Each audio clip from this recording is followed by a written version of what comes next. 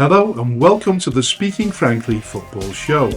I'm Frank Hughes, the chairman of Skelmersdale United Football Club, and alongside me is my co-host and passionate press officer AJ Viget. Not that being involved with the football club is a prerequisite for hosting a football podcast, but it certainly helps.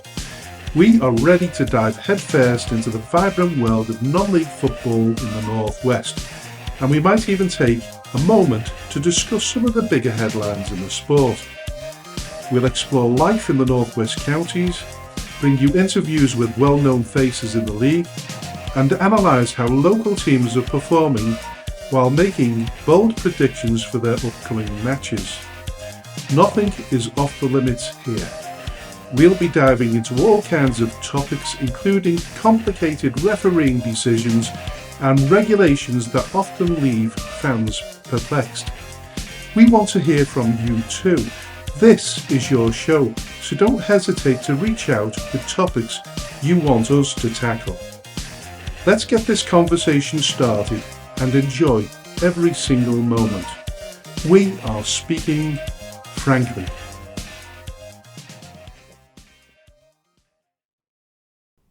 Hello and welcome to episode 10 of season 2 of the Speaking Frankly Football Show. And this is an exclusive episode today as we talk to the former manager of Daisy Hill, Lee Hill. A warm welcome onto the show, the former manager of Daisy Hill, Lee Hill. Welcome to the show, Lee. Cheers, Frank. Thank you. Thanks for having me. There's an awful lot of hills there. Just realised Daisy Hill and Lee Hill. I didn't realise that until I started speaking. Listen, we'll get onto the nitty gritty of what's happened recently. But listen, you've served Daisy Hill over a number of years, both as player and a member of the management team. Can you tell us a little bit about your history with Daisy Hill, first of all? Yeah, of course. So I think it was probably 2005 I actually started playing for Daisy. Well, I joined the army at 16, you see, so off I went at 16, and I think I would have been about 18 at the time when I started playing for Daisy Hill. So I was always in and out. So for the last sort of 20 years, I would say, or I had a bit of a break actually more recently, but certainly for sort of 10, 15 years, whenever I was not away, obviously deployed with the army, I'd be back and I'd be training and playing. And you can probably see from my sort of playing history, if you look into it, it's long affiliated, and it'd be like 8 games a season, 10 games a season, 5 games a season, sometimes 1 or 2 if I was, went overseas with the military for 7 months. So, yeah, I think it was 2005 when I've got pictures of me when I first started playing for the club, and I think it's one of them places that you just fall in love with. I always said it was a sleeping giant, but it's you can't help but fall in love with the place. It's unique. It's got it's old. It's not a sort of contemporary and fashionable place, and it's the people around it that you kind of fall in love with, and the actual history of it. So yeah, 2005 to sort of 2015 probably in and out, and then I think it was probably 2020. The manager at the time, Leighton, it was, just messaged me and said, "Do I fancy coming in as an assistant manager?" And that was it. Then that was my sort of first step into the sort of the management scene. Yeah, really ironic that you should mention Leighton, because he's just left the management role at Darwin. Yeah, seeing that. Yeah, bit of a pity there, like, but budget cuts and whatever. Listen, that wasn't so much the problem with Daisy Hill, because listen, it's not easy when you lose your job, but even tougher when the people that orchestrated your downfall happen to be the same ones that you introduced to the club. Listen, we'll talk about Aaron Hunt in a minute, but just tell me how much it meant to you to be the manager of Daisy Hill. Oh yeah, it for me.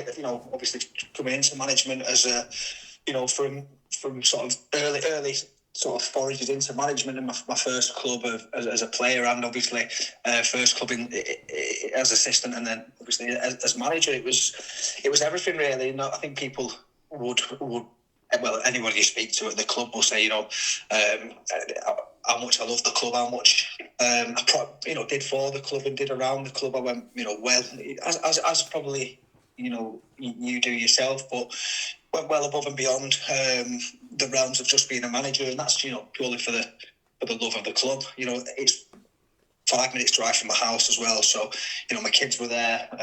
They loved going down there. They loved being around it. They had a bit of a home as well for them, which they loved. So it was it was massive for me, as really dedicated a lot of sort of time, energy, and effort into it. Yeah, listen, I get why you'd introduced Aaron to the club, and I personally bought into the idea straight away myself. Daisy Hill was struggling. You were desperate to keep it going. So we know why you approached them. What were the circumstances in which you approached Aaron Hunt for the takeover initially? So basically, what happened was, obviously the club's it's never really had that much money. It's never really had that much ambition. It's never really, it's kind of, with the people around it, they just like watching the football. Like, it's a bit of like a club for the committee members. Obviously, with all due respect, not getting any younger, and they just enjoy the club, really. But it was getting, I won't say run into the ground, it was just with the age of the committee and with everyone not wanting to take on any more responsibility, the financial, not problems, but the lack of finances that was coming in. An email went around the club that obviously I was made aware of, where basically they said, if nobody steps up, if nobody steps up to do a little bit more, if nobody is willing to do more than what they are doing now, or if those people need to and want to step away and do less, because obviously the age of some of the committee, then and nobody else is willing to step in and take over, or there's nobody to come in and push the club forward, then basically at the end of the season, we're just going to have to fold. I think they give a couple of options that they wanted to look at. One of them was merge with a West Lancs team. One was, I can't remember what the other one was. And the other one was look for a local businessman or someone who could obviously inject finances and then afford to obviously pay people to come and do the jobs that the committee were looking to step away from. So obviously I got made aware of that, and purely out of love for the club and not wanting 130-year history and a club of such sort of stature and history, I couldn't sit back and kind of just watch that happen. Yeah, so I just went away and had a bit of a think and trying to see where we could. Obviously, no one's Daisy Hill isn't going to get a millionaire coming in and saying let's buy the club or let's pump a load of money into the club and let's see what. It's not that type of club. It's you've been yourself, so that was never going to happen. And the email said if this doesn't get sorted in the next few weeks, then we need to take a decision on folding the club and withdrawing from the league and closing the club down. So yeah, I went away and had a think, and Alex, the media guy for Daisy, who again something I interviewed for and brought in into the club, he'd mentioned he's a really good lad actually, but he mentioned this Aaron Hunt, and I'd never even heard of him. Obviously I'm 40-year-old, so probably past all that sort of YouTuber content creator, just missed all that stuff. So yeah, he mentioned him, and he was just going to come down and have a drink, from what he'd done on the football manager side. I think his followers had said, why don't you be a club from the lower leagues, take them forward, and that was to his audience. And his local club was obviously Daisy Hill, so he went online, he went on the game, took over Daisy Hill and took them through the leagues. And yeah, from that I obviously just had a thought, I'm one of them who's always kind of thinking and seeing what, how can we improve, what can we do. I've just always had that sort of mindset of pushing things forward and seeing, how can we improve things. And I just had a thought. I thought, well, why don't I reach out to Aaron? I'd never spoke to him, didn't know him. And I've got the message here, actually, I think. Let me just have a little look. But I basically reached out to him and said, let me just find it there. So, right here it is. We'll get into him and say, you've took the league, you've took your club, you've took Daisy Hill forward on Football Manager, sort of in the gaming world. why not come and do it for real? I think I actually messaged him and said, well, there you go. Hi, 1 second. Sorry, just kidding. There you go. Morning, fellow gaffer. I'm the other Daisy Hill manager. Hope you're well. Are you free for a chat later at some point? I've got a couple of ideas I want to chat with you about that I think you might like. So that was my first sort of meeting or reaching out to Aaron. And he said, morning, mate, all good. Hope you're well.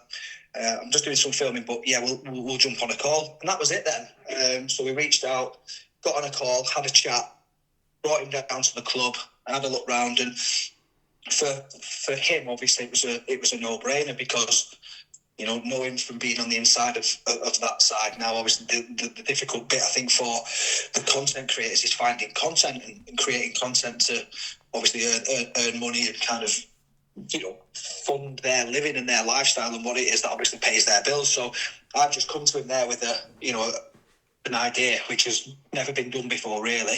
That's why the BBC got hold of it. But come to him with an idea which is basically going to enhance his content, and a byproduct of that, you know, would be his earnings. So yeah, we had a chat. I proposed it to the committee. Be the either options are fold the club or here's an option I've got. And yeah, they liked the idea. We sat down, brought Aaron in, had a meeting at the club, and we voted him in as chairman, and that was pretty much the beginning of it from there, really. Yeah, listen, a lot of people are beginning to realise a lot more about non-league football. I mean, you've gone on record as saying in your response to them talking about you resigning, you were going out on the high street securing sponsorships. You were helping behind the bar. You were hosting special nights. You were invoicing companies on behalf of the club. You were doing the weekly run to the dry cleaners every week, setting up online tickets because nobody else would do it.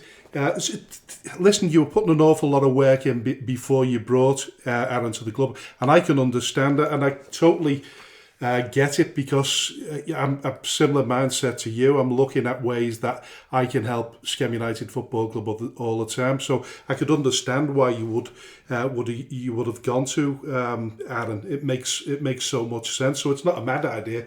It was a great idea at the time. But listen, your first game in charge under Aaron assumed was at home in the derby match against Atherton LR in front of 857 people. It's growing arms and legs by this stage. So you've made the introduction. He's come to the club. He's done all the PR, and then you've got this opening game. What did it actually feel like then, at that point?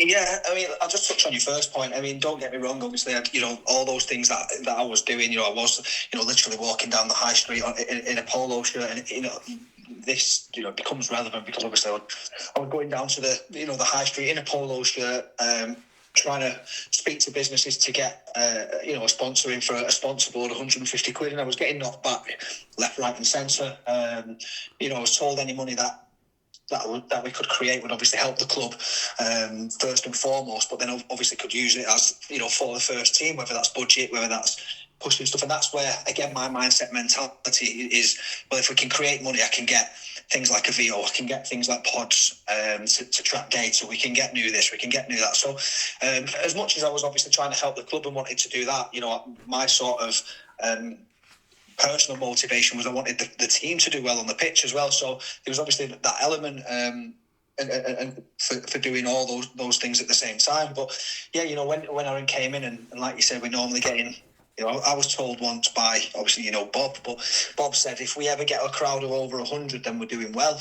That always kind of stuck with me because sometimes we get 50, sometimes 60, 70, 80s, and he said if we're getting over 100, then we're in a good place and we're doing well. So that was always something, again, I wanted to kind of push. So yeah, the Atherton LR game we had 800, 900 on, and that's kind of when you see the traction and what's happening, and that's very kind of, and listen, Aaron, he's got a good following, he's obviously done well with his content and whatever it is he does, but that's the power of that sort of new feel and that approach of the social medias, the YouTubers and whatnot, because I was going from me trying to get £150 sponsorship board and getting knocked back left, right and centre for that to spin 180, and people were coming at me asking to sponsor for 250 quid for boards. So it did have a good knock-on effect in that sense, and you can see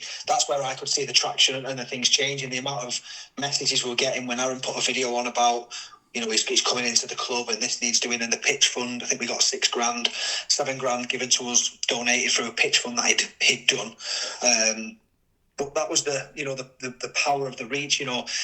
We've got bob hats and scarves and whatnot and certain bits, and we went from selling nothing to and posting them out to like the Isle of Man and posting them down to Plymouth because people are seeing stuff. So the reach went massive, really. Obviously, you saw the BBC get hold of it as well and whatnot. So you do quickly see the scale of what it's what it's becoming. Yeah, and you start to get a little bit more excited as well, don't you? Because I've been in a similar position when we brought Pascal Chimbonda to the club.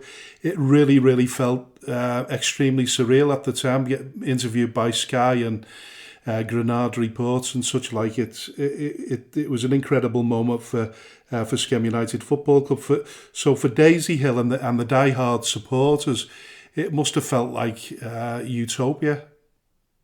Yeah, of course, you see the, like you say, building, and I always say regret the things you've done, not the things you didn't do. So, like you said, with the Chimbonda thing didn't quite work out the way you probably planned it, but at the time you made that decision, that, like you said, for the right reasons and for positive reasons. And similarly, myself, bringing Aaron in, if we can bring more eyes to it, bring more sponsorship to it.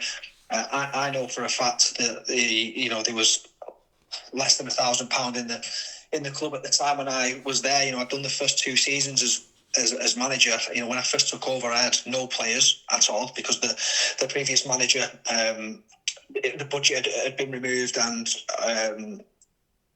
with that, obviously the players weren't taking pay cuts from sort of £100, £200 a week to I had £10 a point, which Daisy Hill, and again I'll always say, Daisy Hill gave me the first opportunity in management. And they did support me at the time.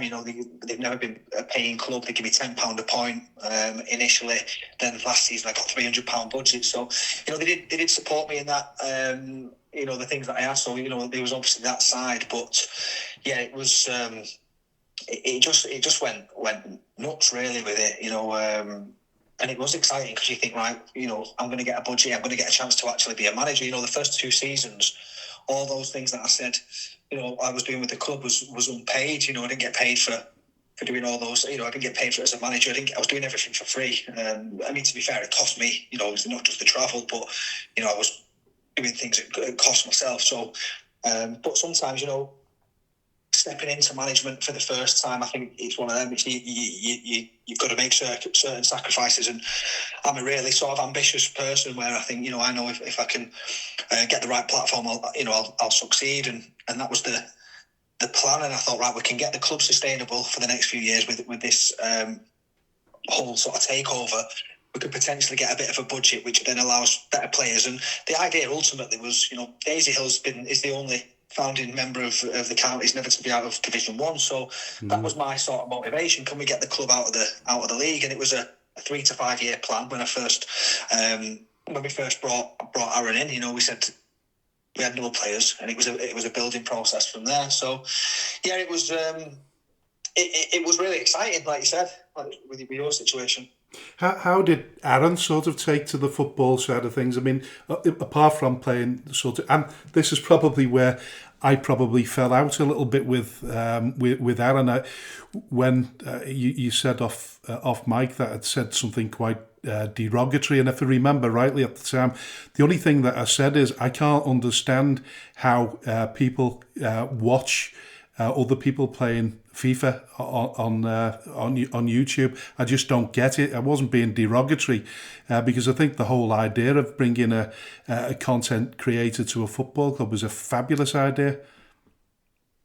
Well, you know what? We got a lot of grief initially, but then there was a lot of people in the background asking to do the same and trying to do copycat stuff. I think you were one of them, actually. I think didn't you post is there any other content creators available or looking to come into Skem? Well, I think 5 or 6 teams did something similar. So obviously I think there was a bit of envy with that whole thing at the same time as well. Well, I've been doing it. I've been doing it for the 2+ years since I come back to the football club. That's what I've been. I realised the huge power of social media. So I've been looking at that for over 2 years. So when you'd actually managed to get it over the line, I thought, this is absolutely fabulous. And then, of course, you start to see one or two feathers get ruffled, and like you say, a little bit of jealousy there as well. And I think maybe the first signs that there was a little bit of ruffling of the feathers was particularly with the league, and the fact that they'd exceeded the lawful gate capping, if you like. They'd exceeded it. I think it was by 200 plus people. And then people are starting to say, well, they've gone Billy big time here. But like I say, I felt that way myself a little bit, because initially I got in touch with you and asked you if you'd come on the show, and you were quite happy to do it. And then I got a message said, "Hi Frank, haven't spoke with my new chairman. Aaron and I both agree this is not something we have any interest or appetite in speaking on." And I felt as though they weren't your words at the time, and then I probably realised sometime after that it would have been Aaron, and it would have been something about people making money off the back of people watching them on PlayStation. But I certainly didn't mean to be derogatory towards Aaron. But is that your feeling then? You're passing messages on that you probably didn't want to say those words? Well, I wouldn't say. Listen, I'm kind of live by the sword, die by the sword, and like I said before, I make decisions for myself in the moment, and with the information you're given at the time, and I think that's what all anybody can do. And like you say, if you go ahead and do something, you regret the things you did do and not the things that you didn't do. And with that, I've come into a club, I've brought Aaron in, and I would be the exact same with yourself. If he was my chairman, ultimately, I'm regardless of whether I was paid or not, which I wasn't at the time, it's still. I'm still employed, if you like, by that club and by that chairman, and my loyalties and respect are for that club. And again, and that's why, even talking now, I'm never going to, set the world on fire and burn the house down with it, because, there needs to be an element of sort of respect shown. And like I said before, that's the club that, gave me my first opportunity. So, I will adhere to that. But, at that time in that message, I was more than happy to come onto the show. I had no sort of issues or bad blood. When I approached Aaron with that, he obviously wasn't as keen on the idea, and therefore obviously I had to pass that message back and stand firm with with my chairman or chairman at the time. So I don't regret. Listen, I totally understand that. That's obviously how it kind of works, isn't it? He was my chairman at the time, and it's not something he wanted to do. And I get it, from a content point of view, you obviously wanted to get Aaron on and have a chat, and it's a good name to get on and understand and find out about the sort of running and how it's working. So I understand that, and I also fully understand your what you said before. People watching people play FIFA online. It's from being on the inside of it, it's a mad world. And I mean, I've got a 3-year-old and a 6-year-old daughter, and they'll sit there and watch YouTube of other girls playing with dolls on YouTube, and I'm like, you've got dolls upstairs, why don't you play yourself? And it's just the way social media is, Yeah, listen, I'm 58 years of age. I'm not meant to understand all of that. I've got 2 sons that are into content creation and PlayStations and all kinds, and I still don't understand it, even watching them from afar. What I will say, though, is having seen the financial, is getting the right word, the financial impact and the financial benefit of doing that and creating content, and the money that some of these platforms pay out for creating content, I fully understand and get why. Oh yeah, listen, it's to be admired. There's absolutely no doubt about that. And I'll say that to Aaron as well, or about Aaron. As much as our differences are, currently it's. he's never took money out of the club. He never came into. He never said, he'll take the gate receipt or bar receipt or XYZ. He's obviously just making money as a byproduct from the content he created. So the money that is going in was obviously given to the club. And one thing I can say is, obviously, we'll get onto it in a bit, I'm sure, but I've had the meetings in the last week or two. But there's more money in that club now than there ever has been, and that's something that I can say. Obviously, I'm proud of, if nothing else. But it's Aaron's never actually taken money out of the club and done it for that. He just makes money from the content, which is phenomenal. If you saw the money that some of these content creators make from doing the things they do, which again, it's an income. It's the same with Spud Bros, sponsoring Preston North End, isn't it? It's mental. They're a jacket potato business. If that was on the high street selling jacket potato, no one would bat an eyelid. But because they do it via YouTube and social media and the content, it's all labelled Cheese and Bean FC, and we were YouTube FC and all that. But it's just again, and obviously the Ginge Power Stadium. He came in and sponsored and looked after us with some money in that sense. But ultimately, there's what's the difference in getting a local company, a local business to sponsor the name. Like we had Plum Factory Stadium last season. Plum Factory, what's the difference? Is that one just promotes themselves online. So it is a crazy look on how people perceive that sort of line of work, if that's what you want to call it. Yeah, but you understand it and you buy into it because it's obviously done Daisy Hill. It's done them with a world of good. But listen, is there any stage through this period before the end comes where you're regretting the fact that you brought Aaron in, or you're feeling as though your time might be limited? Well, not really. In the early sort of throes of it, if you like. Listen, when we took over and we had nothing, no funding, no nothing, no players. We kept the team in the league. I think that's when you was in our league at the time. We kept the team in the league, which was really good achievement and a success because of the squad we had, the lads we had. No disrespect, we should have stayed in the league, and we finished on mid-table. Then we built on that the next season, and obviously won the club's first trophy in 30 years. Again, another mid-table team, mid-table finish. Beat Lower Breck in the Vars. We went on to promote out the Premier Division. So we had some good highs, and obviously that's the point when you bring Aaron in, thinking we can push it on further. And from the moment Aaron came in, he was always. I know there was comments and jokes and saying, if he doesn't do well, we sack him. A bit of tongue in cheek, which, well, I thought it was obviously tongue in cheek at the time, and clearly not. But it's there was a period where, for the whole time, whenever he was asked, are you going to sack him? Are you going to change manager? Are you going to do that? He'd always openly say, no, I'll go before Lee goes. He epitomises the club. He's been here. He's brought me in. I owe Lee the fact that he's brought me into the club and this, that, and the other. And if it ever comes to a point where it's not working, he'll step away. So, I felt safe. I felt comfortable, and felt good. And the moment it obviously started to change and I felt sort of at risk. And listen as well, I got people who I speak to in the football world, managers and whatnot, who I kind of lean on for advice. Who I speak to, and everybody said from the outset, you've invited trouble into your house, sort of thing. Just this is what this outcome that has happened will happen, but. Whether it's a love for the club, whether it's naive, even my missus said the same. She said, it's not going to end rosy. This, they'll get rid of you. But at the time, it's almost blind loyalty. We've got me and the management team, a good close knit team, and we're thinking we've done the club really, really well.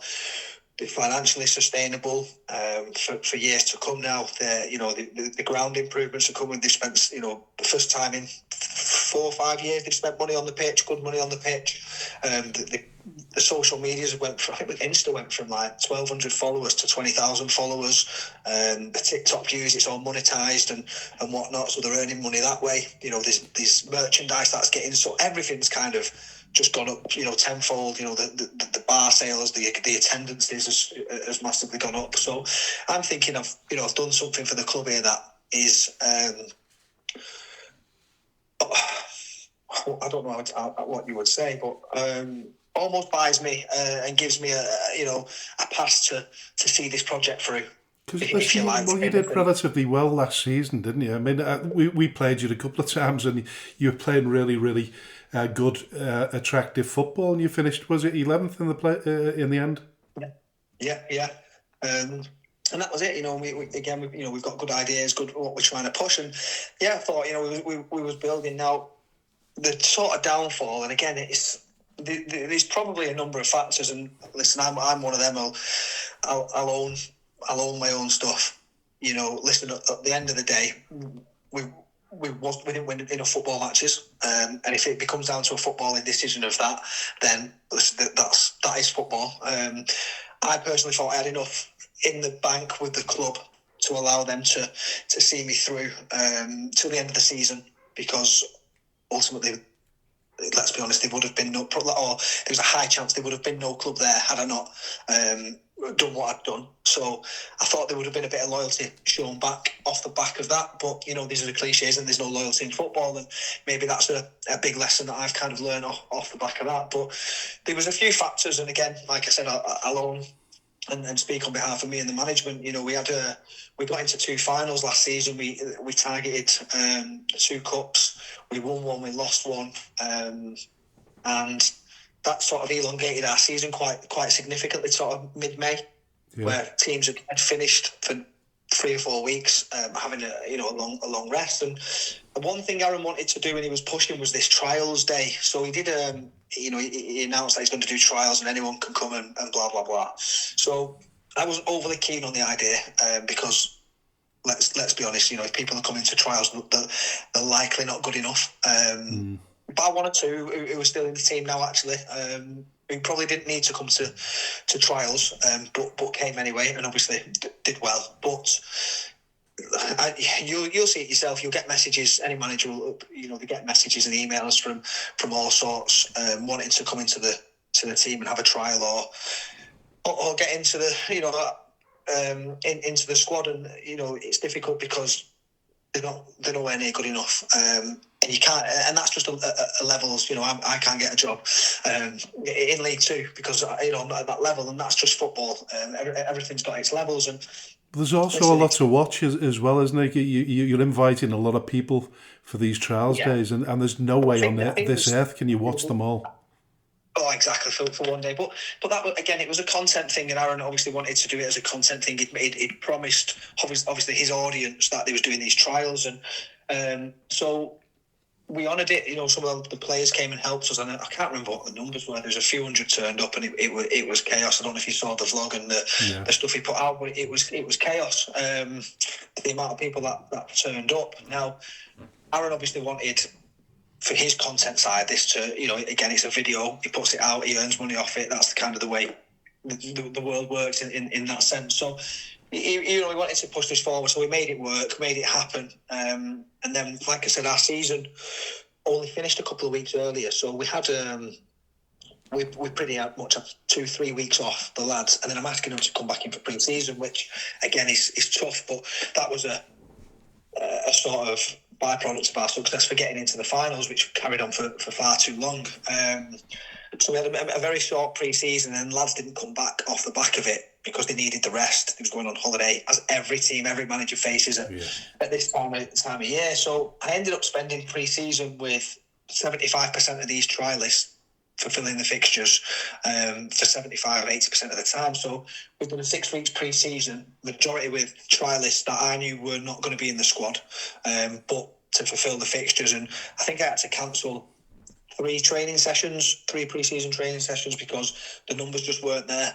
So there's an element there where I feel like, and I've spoken to the lads, and again, I was honest and genuine as they come, and I think the lads let us down a little bit. But when they're getting paid, obviously not in pre-season anyway, but generally speaking, when you're getting paid, 30, 40 quid, which the majority of the lads were on, it's difficult to say, don't go to work, don't go and take that overtime. Come, you've got to come training. And I'm not that manager that will expect that. There's far more important things and bigger things than football. Obviously, family first, and then work and other commitments. So, but listen, also your season started at the end of July as well. It's a difficult start for anyone, particularly like you say with the holidays and then the gap that you've had, the short amount of rest. Well, the holidays, I mean, I take that with a pinch of salt because every manager goes through the same thing, isn't it? And the players aren't daft. They tell you, 2 days before that they're going away for a week or two, so they don't get dropped for the previous games and whatnot. So that's just how it works, at that level of football. But I would definitely say, I think we played Paws United as our last pre-season game. I had probably 80% of the squad there for the first time because it was just there or thereabouts. We put a bit of Charlie Richard asked put out for a friendly, so that we kind of just snapped it up and said we need to get the squad and the team we want to put out for the first game of the season because we pretty much obviously identified it. So we had to play an extra last minute game to kind of get it was the first time I got the back four together. First time I got Shep, who's obviously only playing on a contract, and the other lads in. So it was the only time. And again, these are the other things, and this is one of the things that I spoke about with Aaron. It's Daisy Hill's not a fashionable club. It's not. Never has been, and it probably won't be. And obviously, until there's a significant turnaround in its fortunes, and depending where it goes. But I think I had 6 players from either this league or the league above, or even higher, agreed to come in. We announced 1 or 2, and then the U-turned on us and went elsewhere because we're not paying big. The money's not big. Well, that's the other thing, of course, is because of the publicity surrounding it as well. That's an added problem, isn't it? Because everybody's expecting there to be a lot more money there than there actually is. Oh, listen. I had less than £1,000 budget. I'm not going to go into specifics, but I probably had a mid-table budget, so it's the most they've paid, which again I fully accept. But it wasn't it wasn't a top 6 budget. It was probably sort of 9, 10 roughly. Understanding what is kind of common knowledge, what people and teams generally pay. So, you might assume or think some team or one team pays £1,000 a week. They might pay £2,000 a week. Yeah, there's some players getting paid £350 a game, isn't there? We had no one, no. we had no one anywhere near that. And listen, like I said, I had 6 players. We identified me, Jack Eiley, and the management team, and we sat down and predominantly me and Jack identified what we needed to really have a push towards the playoffs, which was the goal when we sat down, and the objectives for the club this season was win the cup that we failed to win last season, the Bolton Hospital Cup, because that's pretty much our level. We can't just turn around and say let's go and win the Macron Cup because it's probably unrealistic for us at the minute. We'll have a good crack at it, but I identified winning the Bolton Hospital Cup, and with the budget and obviously with the turnaround of players and it being almost the start of the project with Aaron in, it was a 8 to 6. Between 8 and 6 was our sort of target. Anything else was obviously a bonus, and the club's never finished above 8. So if we could have got 6, 7, 8, it would have been a successful platform to build on. But like I said, six I would say high profile players, which would have probably made us a very strong playoff team if they'd have come in, agreed to come in, agreed on the money, agreed everything, and then U-turned. So then I'm looking at, back end of pre-season to bring new players in and who could, second, third, and even fourth targets who we had to identify. So it was never really stable. And, my sales pitch was, to a lad who was on £100 in the county's prem, I was going up to him and saying, listen, I know you're on 100 quid, I can give you 50 quid and the chance to meet Angry Ginge. And that was my my sales pitch. That was literally, the facilities aren't amazing, as you know, at Daisy Hill. The money wasn't massive. It was come in, I can. You might take a bit of a hit on your money, but listen, you'll get some social media exposure. You'll meet Angry Ginge. You might bump into Luke Littler if he comes down, and that was my sales. So you're building on quicksand, but that's because it's in the early throws. Listen, if Daisy Hill go and finish in the playoffs and this season, or you build, then players start to think, well, there's some success being built there. So players have heard of it because the lads I was speaking to were saying, I know something's going on, but they're not quite ready to commit. Do you know what I mean? Because it's not there. So, we had a really tough time on recruitment, which again, I was kind of criticised for in one of the meetings, and it was so far beyond my control because I didn't have a big budget. If I had an extra £1,000 a week or whatever, I'd been able to go with a bit of a war chest and go and pull the players that we needed. But it wasn't a successful club at the moment. It wasn't someone that that was obviously challenging. It was really in the early throws. People are watching but not acting at the minute because they're seeing what's going on. Some people see it as obviously a circus, which I fully agree or fully can see from their point of view. But that was the only means I had to kind of create any money to try and attract players to try and achieve the ambition of pushing on. So yeah, it was a really difficult sort of sell with that. But yeah, with the August then, I think the Charnock Richard game was like a few days before the beginning of the season. That was the first time we actually got everybody together, R1. So August was August was our pre-season. Yeah. And listen, you can talk about results, and we can, like I've said, I'll own it. We drew 3, lost 3, and it was it's those finest of fine margins that when the luck's not going for you, it doesn't go for you. But I felt like it was really premature decision. I think we lost 1-0, drew 2-2, lost 2-1, drew 2-2, lost 3-2, drew 2-2. So you're not getting battered, are you? One turned us over. We played against Garstang, and off the VO, we was 2-1 up, and there was an offside. You can see it on the VO, on the still. It was a clear onside. Chad White taps it in and he's onside. That would have took us to 3-1. Yeah. Doesn't happen. They go on the other end. Again, we've got the VO, the still. They scored a goal that was offside. And again, this is not bitter. This is facts from the VO. You can see it. And, it's no secret that the officials are probably not covering themselves in glory at the minute with certain decisions. You see it quite evidently on Twitter, but it was those fine margins that was. It starts to play on your confidence and whatnot. But nobody was turning us over. We was down to 10 men, 3-0 down at half time to Droylsden. We went in, regrouped, had a chat, and came back 3-2. We hit the crossbar, hit the post, stuck it on them. So the lads were playing, and then the final game, I think we were 2-0 up in 2 games. Again, Woolton 2-0 up.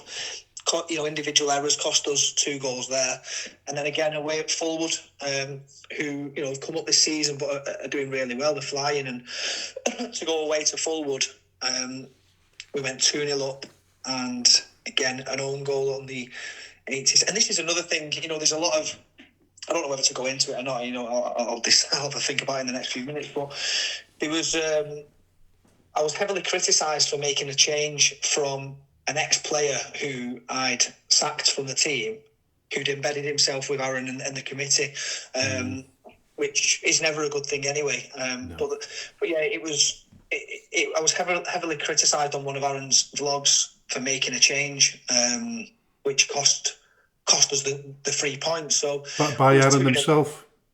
Yeah, the player, it's quite evident and it's out there, so it doesn't need to be a secret because it's out there on a video. But we was 2-0 up 82 minutes. The referee comes up to us and for the technical area and says, if said midfielder gets one more tackle and he's gone, he was already on a booking, so he'd been on a booking from early on. So 82 minutes, we're 2-0 up and we're against 10 men. So at that point, you think you should be able to see the game through. Retain possession, obviously, see the game through. So we withdrew him, didn't want him to get a red card, and put on a player who's very good at retaining the ball. And football's just football, isn't it? You know, we conceded an own goal and then a 96-minute corner, which they scored off to make it 2-2. But I'd say 99 out of 100 managers would have probably made the same decision. Yeah, it's good management, isn't it?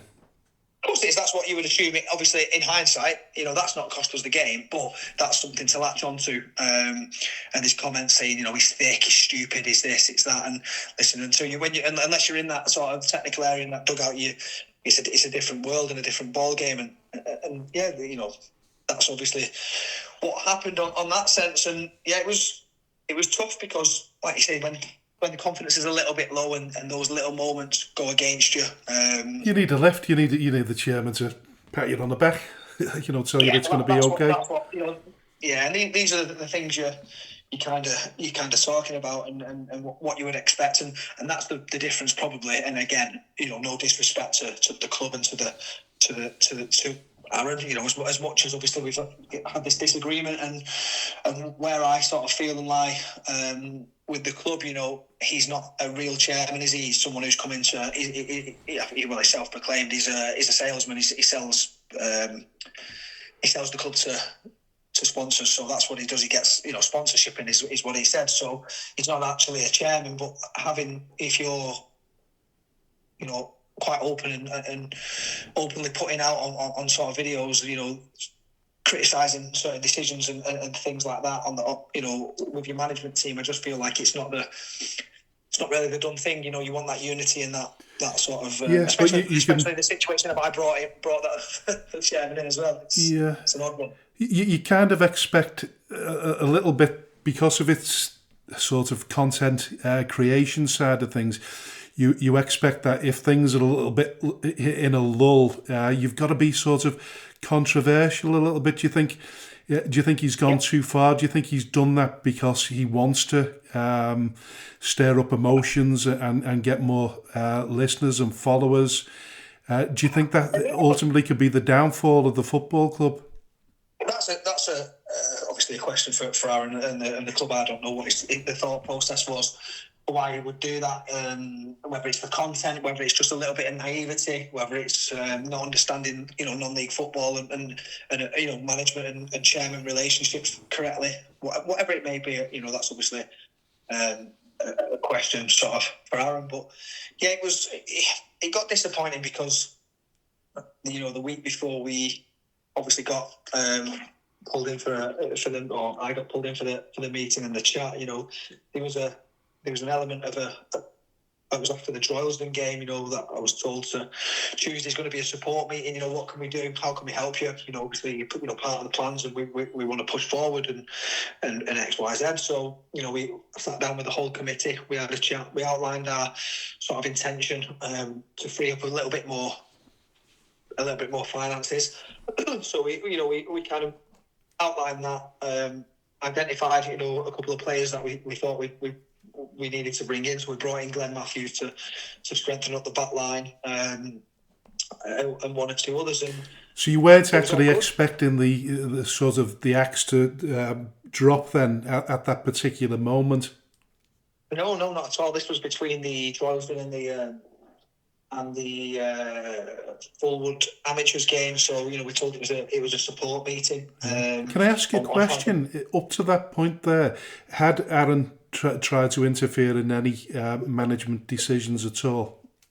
Not one bit. No. You know, as much as, like I've said, as much as there's a disagreement, you know, he's obviously always, we have a chat and discussions about the team, but anytime there's stuff like that, he would always say that's the foot on the pitch is Lee's stuff. It's nothing to do with him. So listen, I've got to, you know, like I said, I'm not here to cause, you know, throw mud at people as such. You know, I'll sort of facts within the realms of respect and things that, you know, I feel like I can talk about without obviously, you know, throwing shade, because that's not the point of me talking. But, you know, one thing he didn't do is he didn't really interfere with, you know, he would send players and he'd say, have you looked at this lad, have you seen this lad, and whatnot. But then he would always say it's up to me on the pitch, and he would openly say that to other people as well. So yeah, he's not.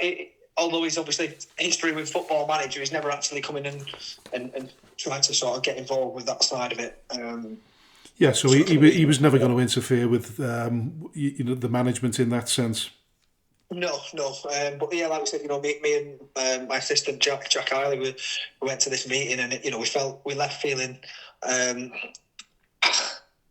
bit bemused, really, because it was a support meeting in terms of what could the club, how can we kick on, how can we move forward, what do we need from the club, X, Y, Z, and we outlined our plans, the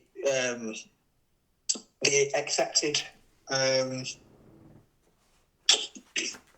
just navigating carefully on what I say. Sorry, but they accepted something and one of the requests and denied me on another request, which I felt a little bit aggrieved and disrespected a little bit. But I left feeling a bit sort of perplexed and a bit. And I said that wasn't a support meeting. I felt like it was a performance review or a warning. Yeah, a performance review. And I said to Wiley, I said, we're in a bit of trouble here. I don't think that was as supportive as much as it probably could have been and always built to me. And then, it was one of them where you can only go and play the next game and do what you can. And I thought the lads give a really good account of themselves on against Fulham. We got a point, and then off the back of that, I got a message from Aaron, and that was the meeting that obviously was the last one. So yeah, up to that point, the message has come out on the 1st of September that you've resigned for personal reasons and family commitments. So what happened at that final meeting? Because obviously, once he's put that press release out, it gives the impression that you've left rather than you've been pushed.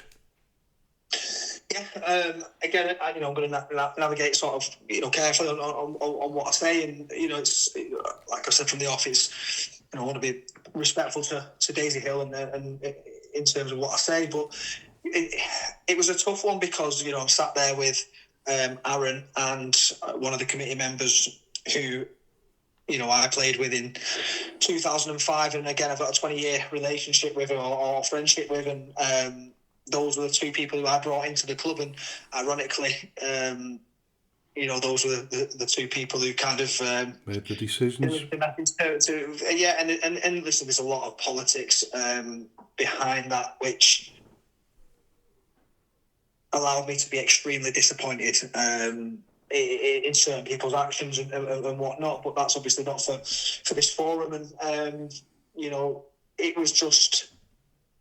Again, I thought naively, and it was granting the request that I asked for that got denied. I thought, obviously, having spoken to both individuals, obviously Aaron and the committee member, again, I'm not going to name the name, but the friend of sort of 20 years, having spoken to them and outlined a few things after the first meeting, I thought, they've had a think and they was going to grant me what I'd asked for. And obviously, I spoke to my partner at the time, and she said, no, the choosing finances and whatnot, and you're essentially going to be asked to leave or whatnot. So yeah, it was one of them where if it's a footballing decision, listen, it is what it is, and we didn't win enough games in that first opening 5 games, which again, as a manager, I put it in that statement, the buck stops with the manager, which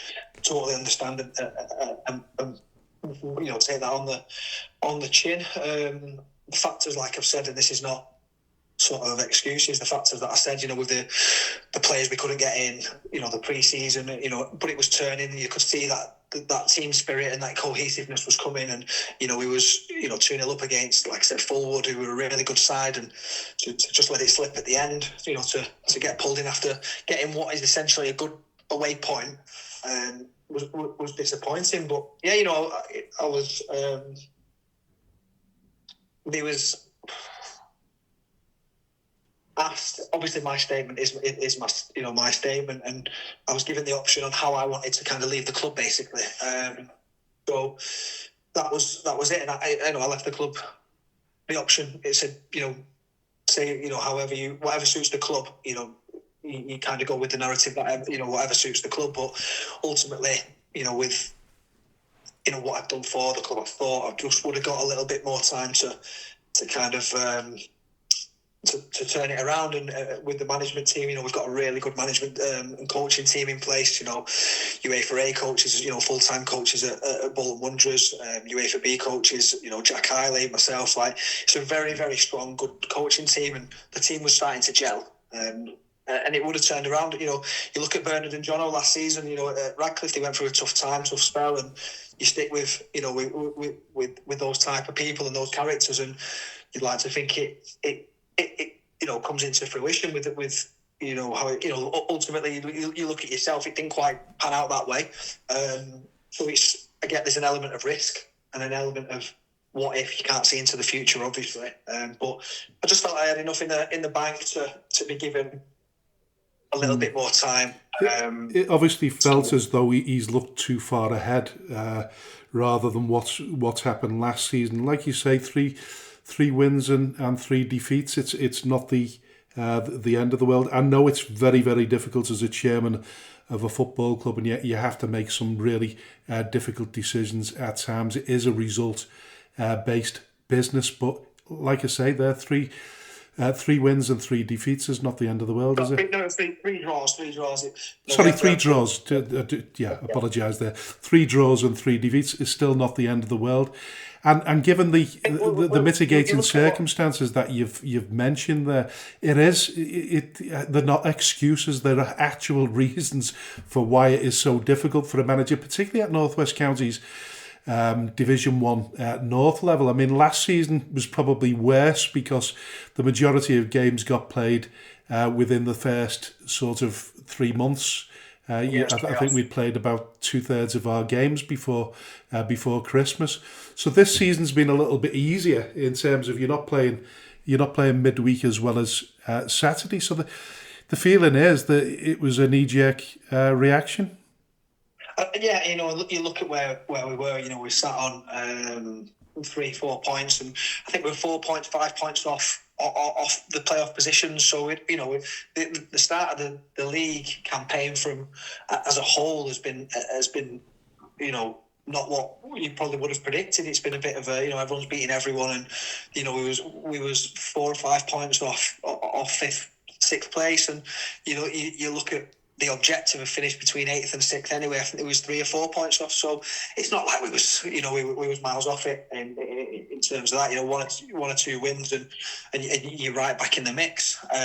Which, as you know, that's quite a relatively reasonable sort of assumption that you can get back in there, especially. And again, listen, like you said, it's a results-based business, but you can only act on the information, and we've seen the lads at training week in, week out. We can see, the cohesiveness. We can see it starting to build. We can see the lads starting to gel. We can see these things happening. They went out on for a meal. They went out and did something. You can see it kind of coming and turning. You can see the lads playing for you. Bodies on the line against Fulwood. So it's not like the lads weren't playing and whatnot. It was just, again, those fine margins, little bit of bad luck, little bit of confidence lacking, which probably led to mistakes that wouldn't normally happen. If you're winning games, those mistakes probably don't happen. But that's football. I totally understand that. That's football. But they made their decision, which for their reasons. How hands-on was Aaron? Obviously, an extremely busy businessman. But in terms of attending training sessions, in terms of communication with yourself. Because I've always said the most important relationship at a football club is between the chairman and the manager. And if you don't get that right, you certainly won't understand it from a manager's perspective. And a manager won't get it, from a chairman's perspective either. Yeah, well, I think that was, like you say, it's a bit of an odd one in terms of the chairman's perspective, because obviously he's been brought in for the reasons we brought him in, or I brought him in, and it was one of them where he started to get a bit of pressure from his when he was online streaming. You could see the pressure was building, and I think he didn't like that and probably struggled to deal with that, which again probably influenced his decision whether he could, live with or handle the pressure that he was coming under. But in terms of training, he turned up sometimes to training and have a watch. So it's not like he was off it. And we had a really good relationship at when it was in the sort of midst of it. By the last sort of 3 or 4 weeks, which again is I don't want to be controversial, but it's disappointing. But we were speaking sort of numerous times. With similar sort of age. I think it's 32, 33. So we'd speak sort of constantly through messages on phone calls. He's got daughter similar sort of age to mine. So we'd go to soft play together. He'd come round to my house. So there was a relationship there and a friendship that was obviously being built at the time. And it wasn't he wasn't standoffish. He was obviously, and again, there's an element of he's earning money from content, but there was a lot of off the camera that he was obviously, involved and he liked it, and he got close with the players. Again, something I wasn't overly keen with, but it's again for content and stuff. But it's a unique decision. It's a unique, people say, or a unique situation. People say it's. You don't have this relationship, players, chairman. They don't have this. You don't do that. But it was a really unorthodox, weird situation. When you've got Steve Bracknell warming up the players before the game and things like that. You've got to. How did you cope? How did you cope with all of that? The actual sort of videoing of all this content. Did it make your job more difficult? It's a good question. It didn't make it more difficult physically. Obviously, there was more eyes on it, and there's more, more people sort of looking at it and aware of it, which again builds obviously expectation or pressure, which is I'm fine with. There's no issues with that. But there was no. That was the only one. We put on a few of these sort of influencer days where it was advertised with bringing like Spud Bros, certain YouTubers would come in, Steve Bracknell would come in, and obviously that would set the crowds up to silly numbers, which again brings money into the club. It could be I don't divulge the figures, but it was very, very significant. So you're in a difficult place as a manager because you don't want things disrupting the team. You don't want things disrupting your routines. You don't want things disrupting the way you go about your business, especially on a match day.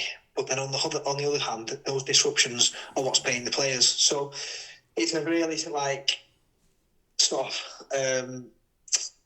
finite, situation that you've got to sort of manage and balance. You've got to accept it, not necessarily like it, but you've got to accept it because that's the way. It's either that way or no club. You know what I mean? So it's just something you've got to kind of roll with to a degree. Yeah, let me say, it is content creation, so you can't have one without the other. I assume, really. Exactly. Like I said, I brought him in, and he kind of knew what we was getting ourselves into. We knew we was lighting ourselves up. We knew we was bringing a media circus, if you like, if that's the it is to a degree, isn't it? I mean, once that calms down a little bit, then you've got to find a way of stirring it up again, haven't you? Of course you have, yeah. So, yeah, it was, there was good times with it and whatnot, but I just felt a little bit let down by it. But, like I said to you before, I dwelled for it, or dwelled over it for a week. Disappointing the way that it kind of panned out. I thought I definitely would have had more time as a management team, and it's football.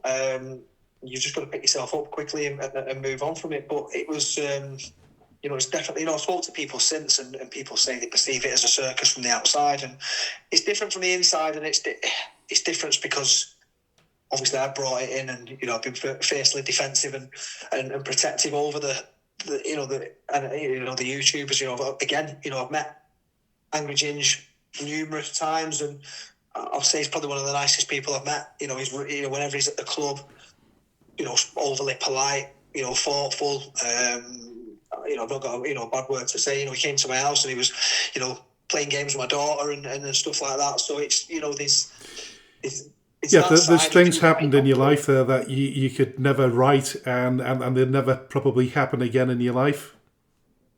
Oh, 100%. He's probably tips and going on to some big things. In the next few months. Angry Ginger, and he's rightly so. Again, he deserves the success. I'm all for people. If you becoming successful for certain things, and listen, he works hard. He's obviously doing his stuff, and you can't knock him for that. But when he turns up at my house to get talking about certain deals and with the stadium names and stuff like that, and my daughter's sat there in her pajamas playing a fishing game, and I've got pictures of him playing these games with my daughter, and he, like I said, overly polite.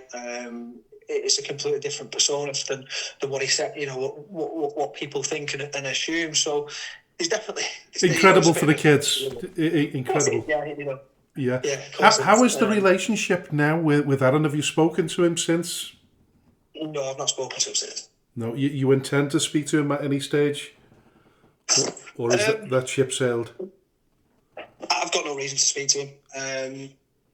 If I'm honest, yeah. So it's football. He's made a decision. I don't sort of agree with the decision. But any manager who's obviously lost his job would say the same. So it's. I felt let down is probably the term. I could probably say disappointed, let down. But again, it's is it for a footballing decision? I don't know. Is it for content decision? I don't know. But in terms of obviously how the meeting was left, it was. I would just say I've probably got no intention to speak to him, which is again sad because I thought we had a good relationship. Whether it was a pre-planned thing, whether he always had that sort of intention, I don't know. Like, listen, speak to him and get him on the show. Sure, he'll put his own side of things out. But everything I'm speaking are facts and truth, and only in the realms of not being, like I've said a few times, disrespectful to the club or to the people involved. Football's football, and you've got to move on and pick yourself up as quickly as you can because it's a crazy world. Yeah, I feel as though your legacy at Daisy Hill, if you were looking back on this in 10 years' time, you would, one part of you would like to see a successful Daisy Hill risen through the non-league pyramid a little bit.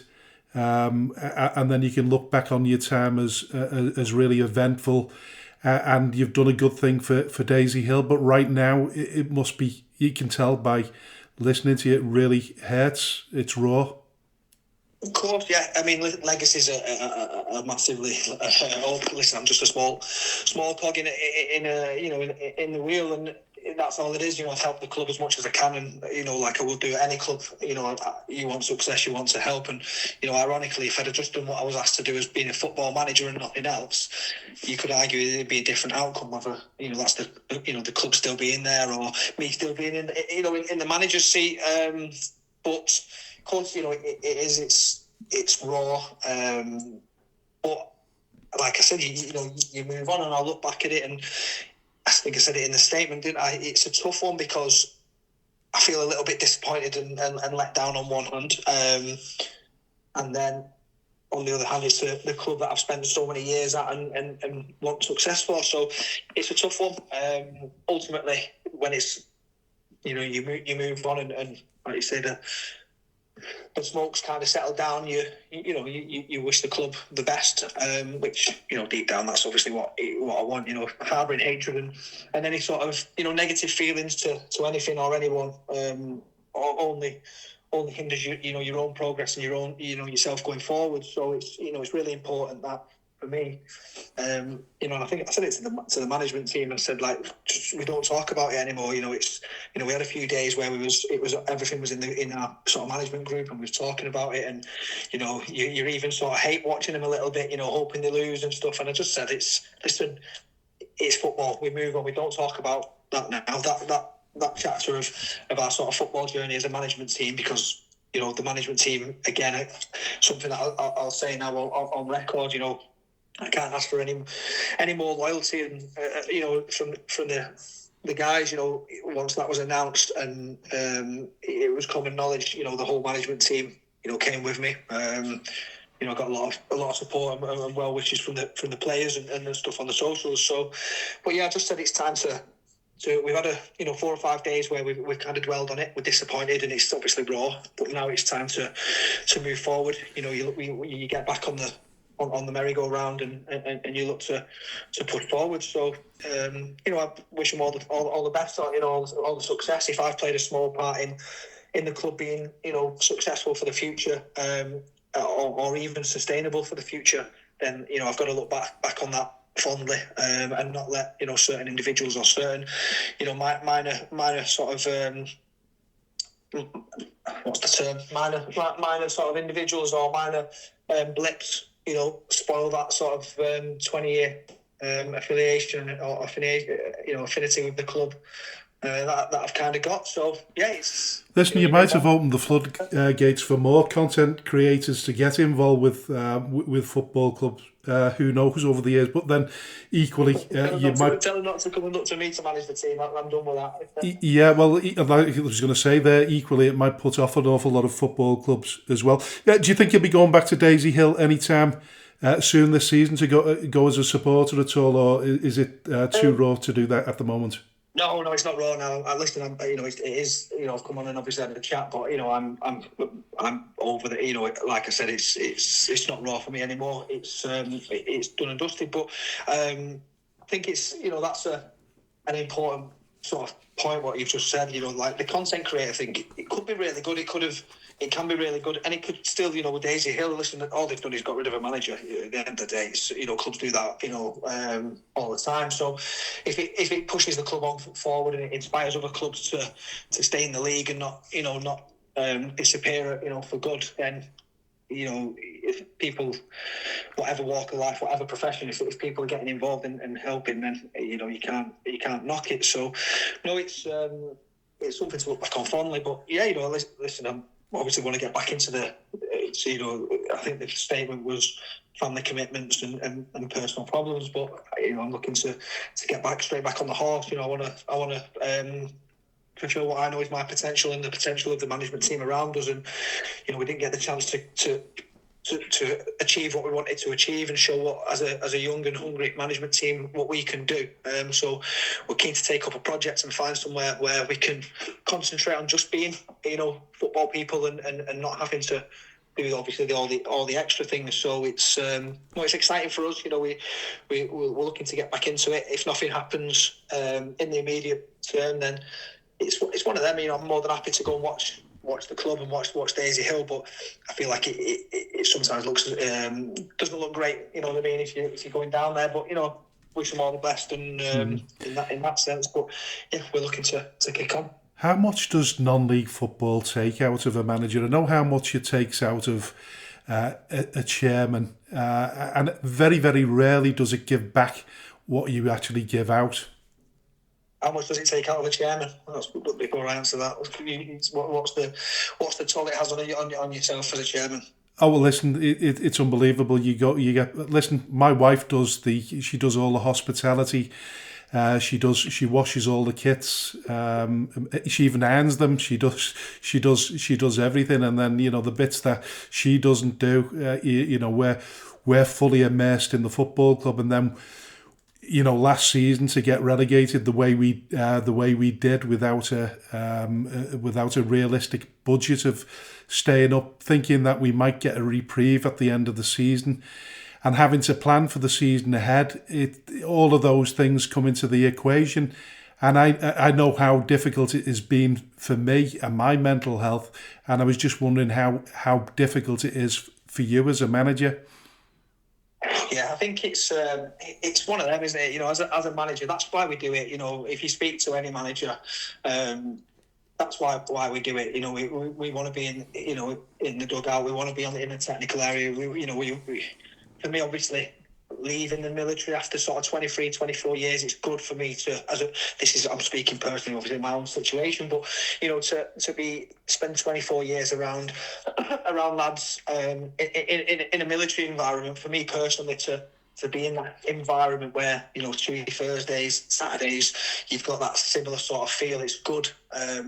Good for my mental health in that sense, because from 16 years old, obviously that's all I've known, the military. So that sense for me and an individual was really good, really good, because it kind of replicated a little bit of that as a manager. And I'm sure I can speak on pretty much any manager, whether it's non-league, grassroots, kids. I coach my daughter's football team, and it's all the same. It's it doesn't stop, it doesn't end. From the moment you start, you have a week off maybe at the end of the season, or you try to, but you don't really, because you're still thinking about lads who you can get in, who's not good enough, what you want to do, your pre-season plans, and then you do it for the highs and lows. Like you say, we scored some memorable highlights were, a last-minute winner last season, or season before the first season against Ilkley Town. Sam Twist, halfway line, 93rd minute winner, and the players, and I ended up at the bottom of a pile of players, which with the euphoria was, I don't even remember how I got there. So, the euphoric sort of moments that you get, it's kind of unmatched with any other, anything you can get from any other place. But yeah, the toll it takes, players coming at you with problems or issues, you're there one point of contact, but you've got 24 people, 22 people to deal with, and it's tough. And when you've not got a big budget, but you've got $1 million dreams and a 10-cent sort of budget, it's difficult to kind of put everything in place. But it's when it doesn't go well for you, like it wasn't this last few weeks, it's a tough and lonely place. But that's why I think you've got to be mentally, strong, physically strong to kind of get through those moments. But yeah, it's a unique setting. But we do it because we love the game. Yeah, and listen, just finally, Nicky Hunter's taken over as the new manager. This is his first managerial role. I'd say cutting your teeth at any club is difficult enough, but with a club with a profile such as Daisy Hills now, it's going to be even tougher for him. Have you got any advice for him? How can I give anybody advice who's played 100-odd games in the Premier League? You know what I mean? It's he's got a wealth of experience from his own sort of playing days. I'm sure he's put in. He's got plenty of managers and people who he can speak to give much better advice than I can. But yeah, advice to anyone, whether it's Nicky or just you just got to be true to yourself, and and not changing your own morals and for anybody or anything else. But yeah, it's I know Nicky a little bit to slow to, and it's a good name for the club to get. He's local, so I see why the club have done it. And I wish him genuinely, there's having no sort of ill feelings to him or the club. So wish him all the best, and hopefully can continue what we started and push the club up. But yeah, in terms of advice, he's he's been in around the NPL, he's been in around he's been assistant to Cleggy, so for a long time. Again, someone who's got a lot of managerial experience, so I'm sure he's well surrounded and well sort of well covered for experience and advice.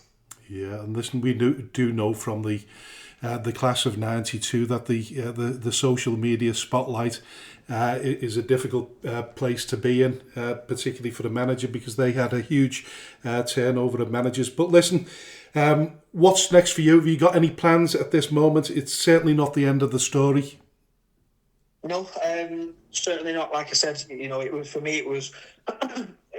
We had a 3 to 4 year plan to kind of get out of the league. So I've had a week off.